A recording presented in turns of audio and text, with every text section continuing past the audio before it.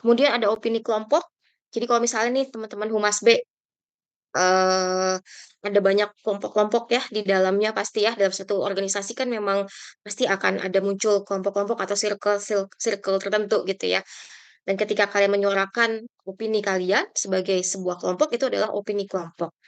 Tapi ada juga opini minoritas, artinya mungkin kalau misalnya ada 40 anak yang hadir sekarang, eee, kurang dari 30% itu disebut opini minoritas gitu ya. Tapi kalau misalnya lebih dari 50% itu kita sebut dengan opini mayoritas ya. Jadi mungkin scale-nya bisa dari 50%, kalau 50% ke atas gitu ya, itu kita sebut sebagai opini mayoritas dari, suatu kelompok tertentu. Tapi kalau misalnya itu hanya, 50% ke bawah ya atau mungkin 30% gitu, itu kita sebut dengan, opini minoritas. Nah di sini ada opini publik nih teman-teman ya. Seperti apa sih opini publik ya, biar clear ya. Jadi kalau kita bicara soal opini publik, itu adalah sebuah pendapat ya, atau pandangan yang dipegang oleh sebagian besar masyarakat atau kelompok tertentu mengenai suatu isu, peristiwa, atau kebijakan. Dipegang oleh sebagian besar masyarakat. Jadi levelnya bukan organisasi lagi, tapi masyarakat. Jadi kalian misalnya bicara soal opini terkait korupsi tadi, kalian bisa lihat bagaimana ya mungkin salah satu patokan yang bisa kalian gunakan ya media sosial tadi ya, komen-komen netizen tadi. Sebenarnya gimana sih opini sebagian besar masyarakat terkait hal itu? Dan levelnya juga, tidak hanya melibatkan satu atau 2 provinsi ya, ketika kita bicara soal masyarakat, tapi ada 38 provinsi, yang mungkin 90% di antaranya itu sepakat seperti itu, gitu. Jadi memang kalian harus membedakan antara opini publik sama opini, kelompok tadi, gitu. Kalau memang opini publik itu pasti levelnya udah negara dan melibatkan, sebagian besar masyarakat. Nah, kalau kita bicara soal opini publik, pertama itu memang ada fakta ya, teman-teman ya. Jadi saya contohkan yang mungkin nih akan muncul lagi soal opini publik ya, mungkin ya, terkait dengan BBM. Karena dia baru ya, baru hari ini, eee, pasti ada butuh waktu nih teman-teman untuk menciptakan sebuah opini publik itu nggak bisa langsung gitu ya, maksudnya hitungan jam gitu ya, enggak ya, tapi memang ada sesuatu yang di-maintain ya teman-teman. Yang pertama itu harus ada fakta dulu. Jadi ketika pemerintah dini hari jadi mungkin teman-teman bisa ngelihat ya bahwa model, eee, keputusan yang dilakukan oleh pemerintah saat ini tuh lebih diem-diem ya. Kalau dulu tuh ya, eee, itu terbuka ya, kalau memang mau naik pasti akan diumumkan sebelum-sebelumnya, "Siap-siap ya akan naik," gitu ya. Tapi kalau sekarang nih terutama kenaikan BBM itu biasanya udah naik baru diumumin. Itu ada satu tren ya yang, bisa kalian cermati nih teman-teman. Dan memang itu dimulai ya mungkin ada satu, eee, faktor ya kenapa kemudian pola komunikasinya jadi berubah ya mungkin menghindari konflik, kemudian juga mungkin ada pengalihan isu, bisa bisa apapun ya kalau dalam konteks politik ya. Nah saya balik ke sini, adanya hari ini ada fakta bahwa BBM naik gitu ya, dan itu kita sepakat sangat menyangkut dengan isu masyarakat karena kan terkait dengan hajat hidup orang banyak ya yang namanya BBM. Dan kemudian ketika mulai dibicarakan sejumlah orang, itu akan jadi opini publik. Saya nggak tahu apakah kenaikan hari ini akan dibicarakan sejumlah orang, atau mungkin sudah tergusur dengan, eee, isu-isu yang lain ya. Mungkin kalau kita lihat berita hari ini, ada beberapa isu yang mencuat nih. Ada terkait dengan bencana, kemudian ada korupsinya Pak Tom Lembong gitu ya. Kita nggak tahu mana yang akan dibicarakan lebih lanjut nih terkait dengan isu-isu yang beredar sekarang. Bisa jadi isu bencana yang naik karena memang kita lihat beberapa hari ini intensitasnya sangat besar dan ada beberapa indikasi-indikasi juga ke depannya gitu ya mengenai, dampak bencana, ya mungkin itu yang akan jadi bahan perbincangan gitu ya. Yang akan membentuk opini publik mengenai penanganan bencana di Indonesia, atau mungkin juga yang korupsinya Pak Thomas Lembong ini juga jadi menarik nih karena kita tahu track record-nya seperti apa, si Pak Thomas Lembong ya, dia mantan Menteri Perdagangan, kemudian jadi juru bicaranya Pak Anies ya kan, dan kalian pernah,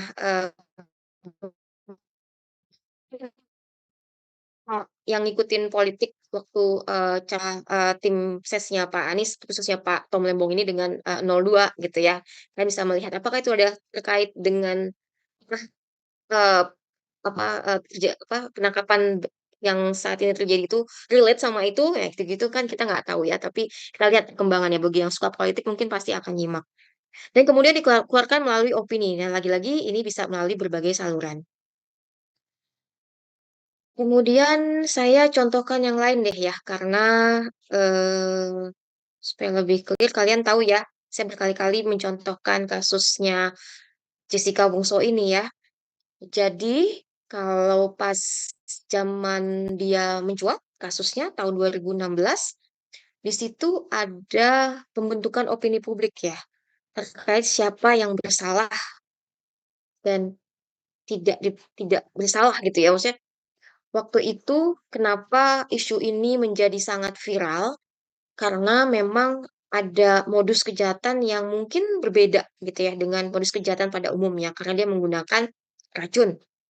Dan kemudian juga ada, eee, ya indikasi pelaku gitu ya, yang memang berasal dari keluarga menengah gitu ya, menengah atas gitu ya, dan tempat kejadiannya juga ada di Grand Indonesia, itu adalah lokus ya, kita bilangnya lokasi yang mungkin, eee, cukup apa ya, mungkin belum belum saat itu belum bisa dibayangkan sebagai lokasi kejahatan gitu ya, karena biasanya kan kejahatan terjadi di, lokasi-lokasi yang, daerah Bronx, kemudian daerah-daerah yang, gelap. Nah, tapi ini terjadi di tempat umum, di kafe, kalangan atas pula gitu, kalangan elit. Nah, itu kan mungkin menjadi daya tarik kasus ini. Dan saat itu memang ada opini publik yang mengarah bahwa si Eee, Jessica ini bersalah ya teman-teman, dibentuk dan itu dibentuk oleh media. Sampai segitunya kekuatan media, sampai semua orang pun berasa, eee, bahwa itu memang benar gitu ya. Jadi ada yang namanya teori ya teman-teman ya, kalau di komunikasi namanya cultivation theory. Jadi apa yang diberikan oleh media itu dianggap memang seperti itu, dianggap benar oleh audiensnya. Tuh ini yang bahaya ya teman-teman ya, bahwa sebenarnya apa yang disampaikan oleh media itu kan realitas kedua ya, bukan realitas yang sebenarnya. Jadi itu sudah ada, proses pengemasan yang dilakukan oleh media sebenarnya. Dan waktu itu dalam konteks kasusnya si Jessica ini terbentuklah opini publik bahwa Jessica bersalah. Walaupun ada yang berbeda itu sangat sedikit, pendapat yang disampaikan oleh media. Nah, ketika tahun 2023 dia sudah divonis kan, pada akhirnya dia divonis, kemudian, eee, waktu berjalan, sekarang justru seperti ada pemutarbalikan, kondisi saat itu ya, ada dekonstruksi namanya. Yang tadinya dikonstruksi bahwa Jessica memang bersalah, tapi sekarang ada wacana-wacana yang mendekonstruksi, mencoba untuk memperlihatkan bahwa benar nggak sih sebenarnya putusan itu, jangan-jangan memang sebenarnya dia nggak bersalah. Nah, itu yang terjadi sekarang, apalagi ketika muncul Ice Cold ya, teman-teman ya, nonton ini ya. Kita semakin berasa diaduk-aduk tuh, dicampur adukan tuh perasaan, sikap kita gitu ya. Mungkin tadinya kita, yakin bahwa Jessica bersalah, tapi setelah adanya film ini, benar nggak ya gitu, ada suatu, sikap, jangan-jangan memang ini adalah bentuk rekayasa, karena kita bisa lihat banyak keterlibatan orang-orang penting ya di situ ya.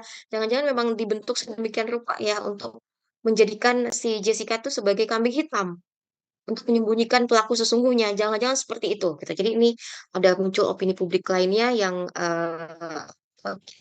kita, temukan sekarang, bahkan juga ramai di media sosial ya, sampai Pak Hotman Parisnya juga ikut, bicara, sampai artis-artis juga ikut bicara waktu si Ice Cold ini, keluar pada saat itu. Dan pada akhirnya waktu itu juga sempat membentuk opini publik, walaupun nggak lama ya teman-teman ya. Jadi memang daya tahan opini publik itu bisa ada yang lama, ada yang sebentar, tergantung dari, saya melihatnya sih semua tergantung dari media gitu ya, dan sebenarnya ada agenda-agenda tertentu yang ingin di-highlight atau tidak gitu ya, terkait dengan isu tertentu. Nah ini bahkan sampai dibuat polling ya saat itu ya, sampai pada akhirnya yang tadinya levelnya, ketika di-polling bahwa itu kebanyakan si Jessica nih waktu pada tahun 2016, sekarang berbalik nih justru pada bingung. Ya, semua orang jadi mempertanyakan sendiri gitu, ini bener atau enggak ya kalau sekarang memang Jessica itu yang bersalah. Ini juga contoh kasus untuk pembentukan opini publik, soal artis-artis ya, saya pakai yang lama ini ya, 2024, kita masih punya, ya ya harus diakui ya teman-teman, waktu pas saya tanya terkait dengan caleg artis kan banyak juga yang seperti, membentuk opini publik atau sentimen negatif ya terkait dengan caleg dari kalangan artis kan teman-teman ya. Dan itu memang bukan pendapat teman-teman aja, secara publik pun juga kayak gitu ya.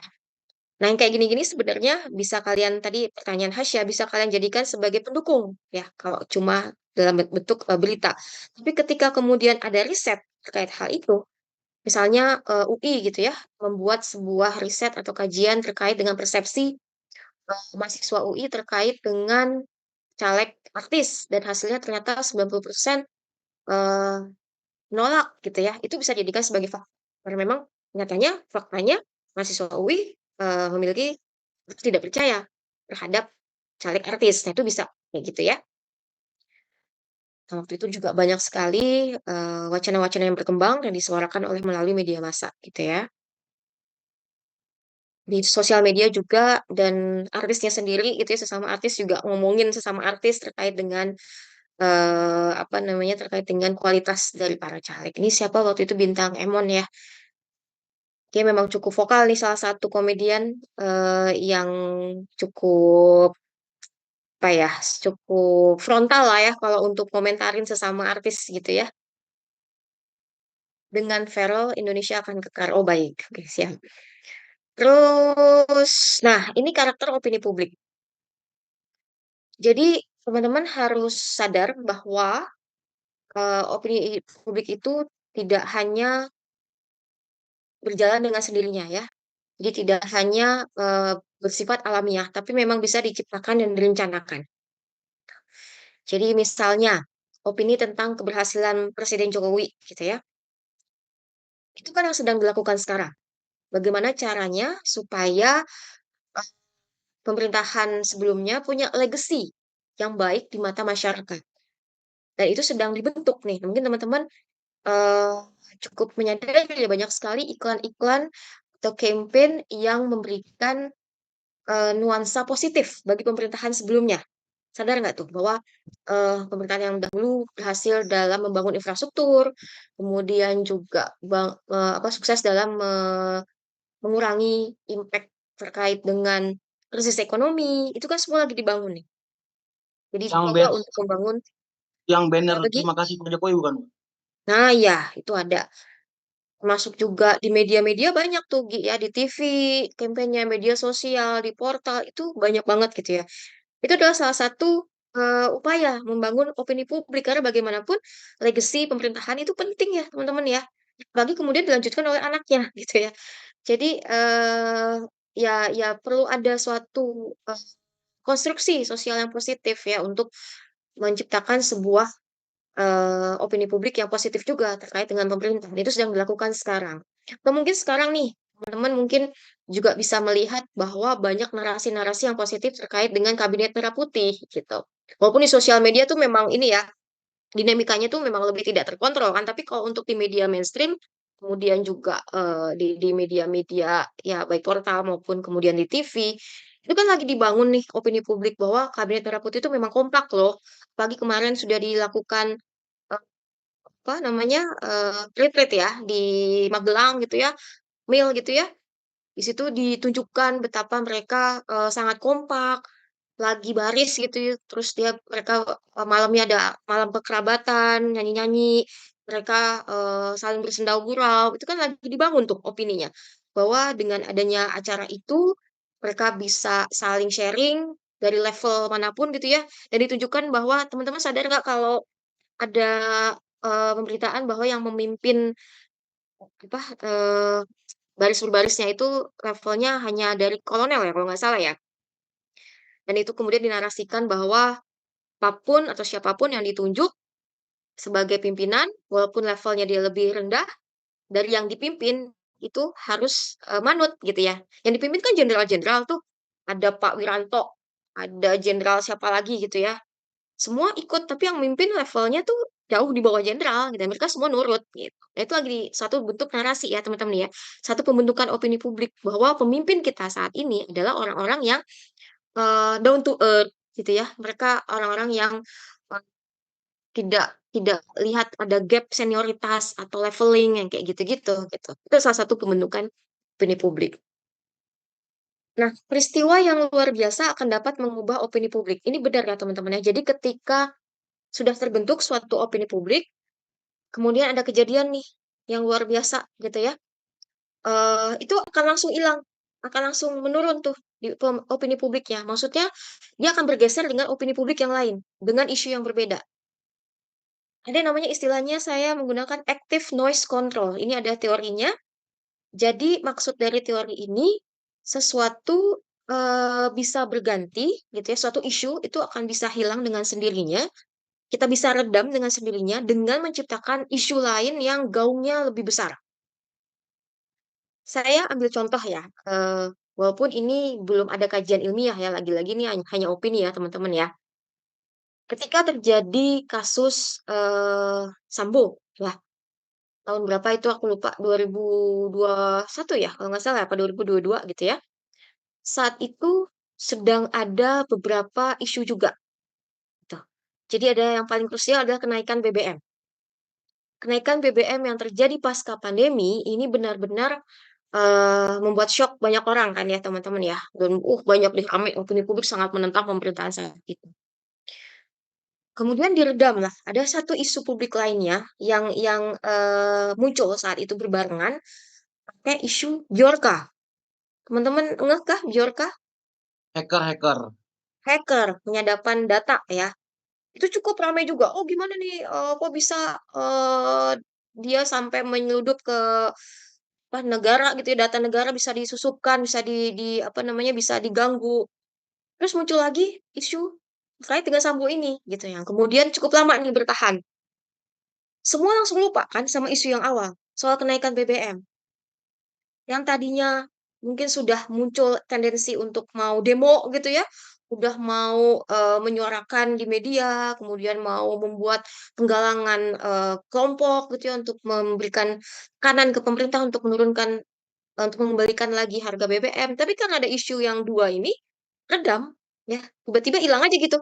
Dan teman-teman juga merasakan itu ya, mungkin di beberapa konteks ya.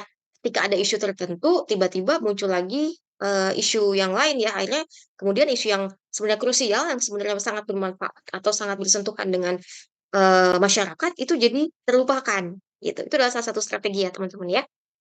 Dan kemudian opini publik sangat peka terhadap peristiwa. Ya mungkin ini contohnya sama kayak yang nomor tiga ini ya. Jadi dia memang bisa tergantung dengan peristiwa yang terjadi saat ini. Ini bisa dengan sangat tiba-tiba dia berubah. Nah, ini adalah pembentukan. Jadi mungkin hampir sama ya kayak tadi ya. Pertama akan muncul isu yang dirasakan sangat relevan bagi kehidupan banyak orang. Kalau tadi kita bicara soal BBM itu kan sangat relevan ya, teman-teman ya. Kemudian juga kita bicara soal penyadapan hacker gitu ya terkait dengan data-data negara itu sangat-sangat relevan juga gitu ya. Yang terakhir juga terjadi ya teman-teman ya, situsnya Kominfo bahkan ya kalau nggak salah ya. Dan ya benar nggak teman-teman? Saya lupa lagi. Data-data dari kayaknya UI juga sempat ya, kayaknya ada kebocoran data ya kalau nggak salah sempat ada isu ini kan ya. Kemudian yang data KTP, iktp itu juga bocor gitu ya. Jadi teman-teman jangan kaget kalau tiba-tiba ada orang yang WhatsAppin teman-teman untuk ngajak gabung ke asuransi apa gitu ya, atau ngajak pakai produk apa gitu ya. Kalian pasti akan bertanya-tanya tanya tuh datanya dari mana gitu ya. Kalau kita melihat beberapa kasus kebocoran data, ya artinya data kalian memang sudah bocor tuh, gitu ya. Jadi memang harus hati-hati ya teman-teman lakukan cross check karena sekarang ini modusnya udah macam-macam gitu ya. Nah, saya balik lagi ke sini. Isu yang dirasakan sangat relevan dan tadi yang saya sebutkan memang sangat relevan karena bersentuhan banget gitu ya dengan kebutuhan masyarakat. Dan biasanya yang terbentuk untuk public opinion ini adalah opini-opini atau isu-isu yang sifatnya baru, ya. Jadi mungkin saja opini lama atau isu lama akan muncul kembali. Lagi-lagi tergantung situasi. Tadi kita belajar opini publik sangat bergantung pada situasi dan sangat peka terhadap situasi. Itu mungkin terjadi. Tapi yang baru itu mungkin akan lebih banyak gitu ya. Biasanya opini lama, isu lama yang muncul kembali, kemudian menimbulkan opini publik baru lagi itu tergantung dari dinamika yang terjadi ya. Seperti kayak si Mirna tadi kan itu sebenarnya isu lama tuh. Dan ada seseorang gitu ya yang kemudian mengangkat itu kembali melalui film Ice Cold. Akhirnya dia muncul lagi di viralkan kembali dan munculnya opini baru lagi tuh terkait dengan um, bersalah atau tidaknya si Jessica. Dan itu ya biasanya juga menjadi suatu komoditas politik ya teman-teman ya. Isu lama yang kemudian dimunculkan biasanya juga eh, ada kebutuhan tertentu misalnya terkait dengan dinamika politik deh saat ini lagi pilkada gitu ya. Opini publik yang terbentuk mengenai calon A yang mungkin terjadi di masa lalu itu biasanya akan dicoba diungkit-ungkit lagi di masa sekarang gitu ya. Khususnya kalau memang itu lawannya ya mungkin akan dibuat sesuatu yang masa lalunya yang buruk-buruk itu akan diangkat lagi tuh teman-teman, dijadikan sebagai bahan lagi ya, bahan untuk mengutak-atik persepsi halayak terkait dengan apa namanya, terkait dengan profil dari si lawannya itu gitu.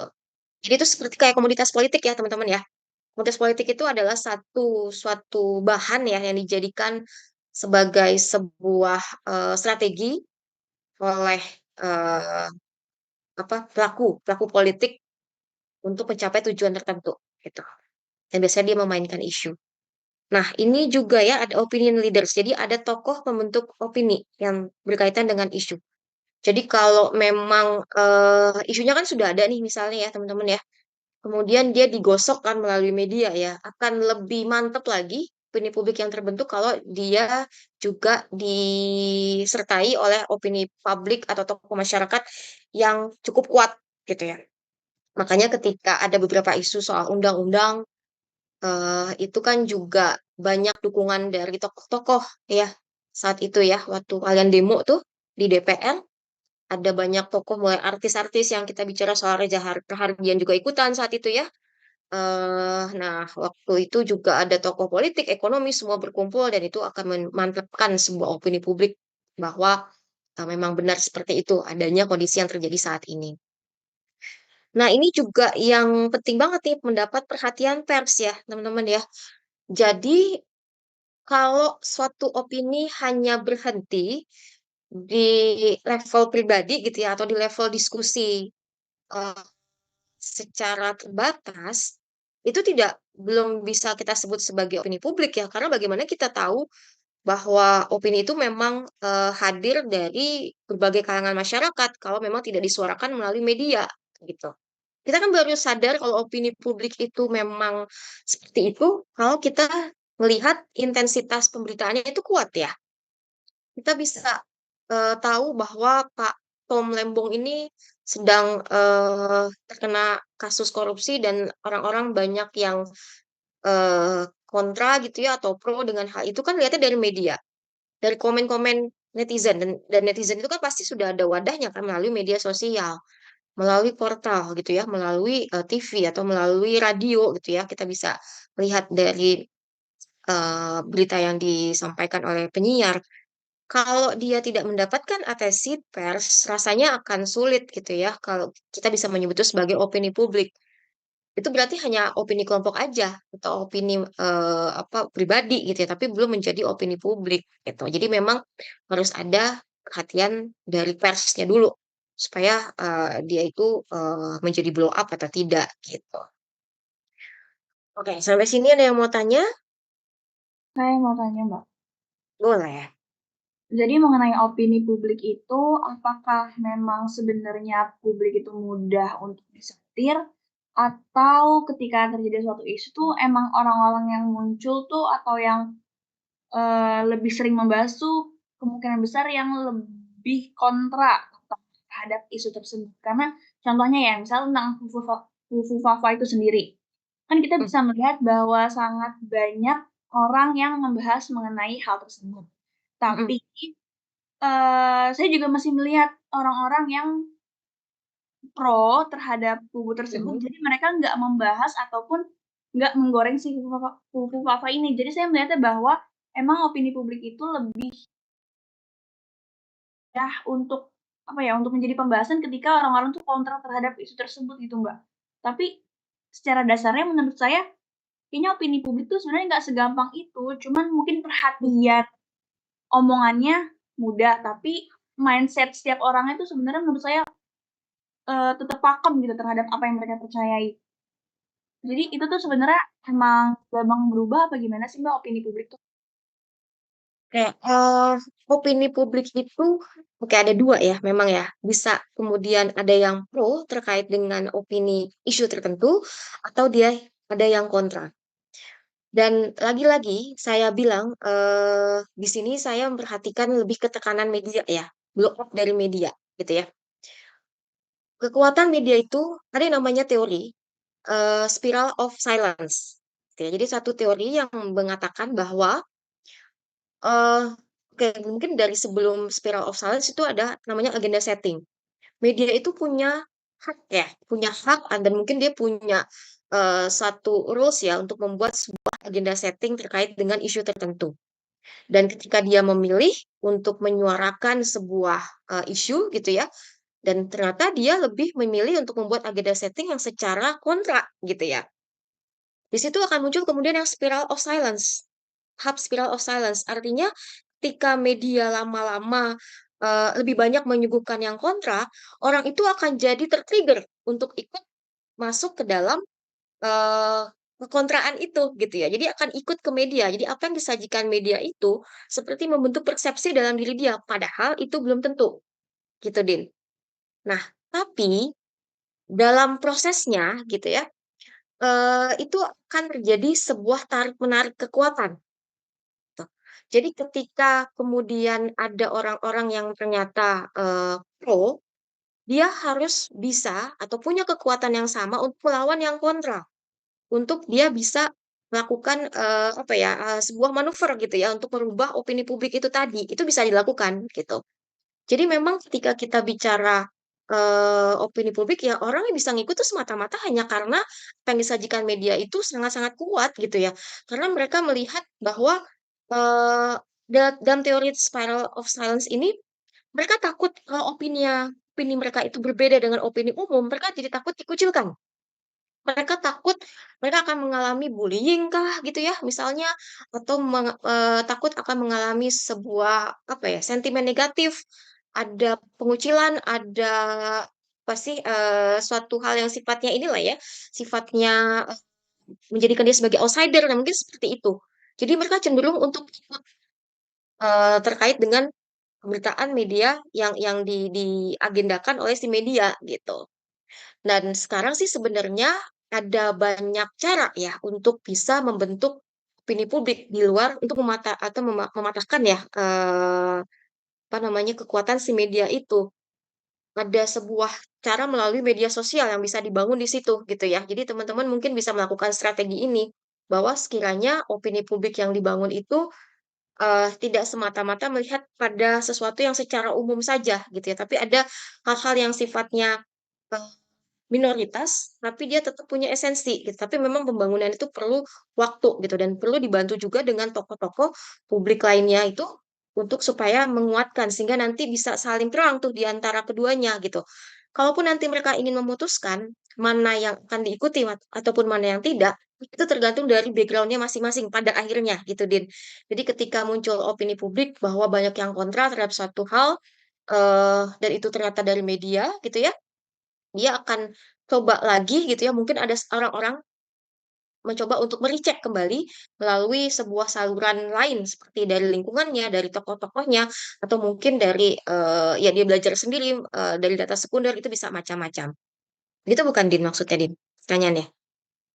Iya, berarti tapi yang spiral of silence itu bisa dikatakan Mhm, bahwa mereka sebenarnya kurang teguh ya dengan opini atau pendiriannya karena takut terhadap publik. Betul, betul. Ada kecenderungan itu, Din. Jadi ada orang-orang yang memang secara sikap belum cukup kuat, gitu ya, Din ya. Jadi kita harus, ya ini makanya calon-calon pemilih gitu ya, yang labil-labil ini mungkin menjadi salah satu target ya bagi para humas ya untuk menggolkan kliennya. Karena memang ada orang-orang yang memang secara sikap pengetahuan dia belum cukup, kemudian dia punya intensitas yang besar untuk konsumsi media, itu jadi gampang terpengaruh. Orang yang sebenarnya mungkin dia tidak seperti itu gitu ya, dia bisa ngikut aja gitu ya, karena mungkin ada faktor-faktor itu tadi ya, mungkin karena dia ngerasa takut asing, atau mungkin dia juga karena ngerasa apa menjadi outsider karena tidak sesuai dengan opini publik. Jadi seperti itu. Jadi saya sih merasa bahwa opini publik yang terbentuk tidak sepenuhnya murni opini publik gitu. Bisa jadi di antara yang pro-pro itu ya, yang membentuk opini publik, sebenarnya dia punya sikap yang berbeda, Din, gitu.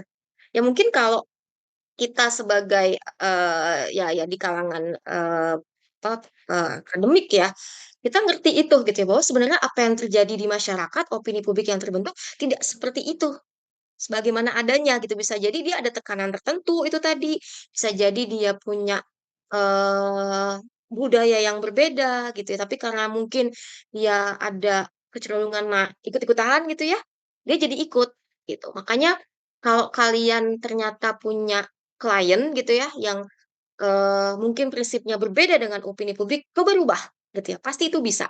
Dan itu bisa kalian kaji melalui riset-riset gitu ya. Pastinya harus ada kajian ilmiah gitu, apa mendukung gitu ya untuk mematahkan opini publik bahwa ternyata opini publik terkait kasus mungkin saya ambil contoh Mirna kali ya biar gampang lagi ya. Pada saat itu mungkin opini publiknya karena medianya memainkan seperti itu semua orang ikut media Mirna itu bersalah ya kan. Tapi sebenarnya ada juga segelintir orang yang merasa itu tidak bersalah, tapi karena dia khawatir gitu ya karena sekali kita ngelempar komen di apa di sosial media pasti kan dibully. Yang dibully justru kitanya gitu, bukan yang komen utamanya gitu kan ya. Bukan materi utamanya tapi justru kitanya. Itu mereka jadi takut gitu. Dan mungkin kalau kita lakukan secara kajian secara lebih spesifik akan terlihat tuh bahwa sebenarnya opini publik saat itu mungkin tidak semuanya sesuai dengan apa yang adanya terlihat di kondisi saat itu gitu, Den. Oke, Mbak, baik. Terima kasih. Oke. Ada lagi yang mau tanya? Izin Mbak, saya nanya Mbak. Mm-mm. Itu kalau pembentukan opini itu sifatnya persuasif atau narasi aja ya, Pak? Pembentukan opini, Sifatnya kayak maksudnya pesan kayak opini. iya, pesannya persuasif atau kayak sebuah narasi aja tapi untuk merubah persepsi masyarakat gitu, Mbak. Untuk merubah persepsi masyarakat, persuasi pastinya ya. Persuasi Oh, itu kan pada prinsipnya adalah sesuatu tindakan yang kita lakukan untuk membujuk orang supaya mau oke. ikut apa yang kita mau gitu ya. Bentuknya bisa narasi gitu. Jadi narasi dan persuasi itu satu hal yang berbeda. Di narasi itu kan kontennya ya, Oh, isinya gitu ya. Tapi dalam konten itu harus sifatnya persuasi gitu. Jadi kalian harus membawa narasi yang sifatnya persuasi, gitu kalimatnya di, gitu oke. ya, paham ya? Oke. Terus cara mengukurnya gimana coba? Kalau kayak kita bikin agenda setting gitu untuk mengatur mengatur opini publik gitu. Cara mengukurnya gimana coba? Evaluasinya maksudnya, Ya, kayak misalnya ya, kita sudah ada opini publik nih ya. ya, Terus kalian ingin mencoba untuk merubah opini publik itu, gitu ya. ya. Kalian bisa lakukan evaluasi, misalnya dari sosial media kita lihat kita bisa lihat sentimennya, engagementnya, komennya, itu akan terlihat ada perubahan. Seperti tadi saya contohkan kasus si Mirna, itu komen-komennya yang Berhasil. tadinya dia negatif semua gitu ya, tiba-tiba dia jadi positif semua gitu.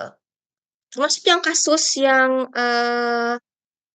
apa ya, yang anjing dipukul security Satpam, Grand satpam. Indonesia. Iya, Pak. Ah, ya. Nah, itu kan opini publik awalnya menyerang si security kan. Ya, Terus waktu itu juga apalagi semakin kuat karena didukung oleh pernyataan Robi Purba. Robi Purba Benar nggak? artis. Robi Purba kan. Tapi semudah itu dengan sekejap gitu ya bisa berubah semuanya jadi negatif kan. jadi maksudnya lebih mendukung si, Paham. security-nya karena ternyata si security-nya itu me menganiaya si anjingnya karena menyelamatkan si kucing, ya nggak sih? Contoh gampangnya ya, dengan semudah itu gitu ya, dan dia cukup menggunakan satu, konten, konfirmasi kan, sebenarnya juga nggak niat untuk melakukan, Kekerasan. konfirmasi kalau nggak salah ya, dia tidak berniat melakukan kekerasan dan saat itu juga videonya menunjukkan hanya ingin melakukan permintaan maaf, memberikan permintaan maaf bahwa maksudnya seperti ini, dan itu kan kemudian jadi berubah tuh opininya. Jadi secepat itu teman-teman, langsung bisa berubah, dalam sekejap. Dan sifatnya kan narasi, apa yang diucapkan oleh si Pak Security itu adalah narasi namanya, Gi. Dan sebenarnya dia juga tidak, apa namanya, berharap banyak gitu ya, karena dia udah pasrah kan sepertinya. Tapi ternyata itu justru, video konfirmasi itu mempersuasi orang supaya pada akhirnya menerima permohonan maaf dan akhirnya berubah. Semuanya jadi, kayak plot twist gitu ya, akhirnya malah si Robby Purbanya yang kena tuh, gitu. Itu salah satu contoh ya.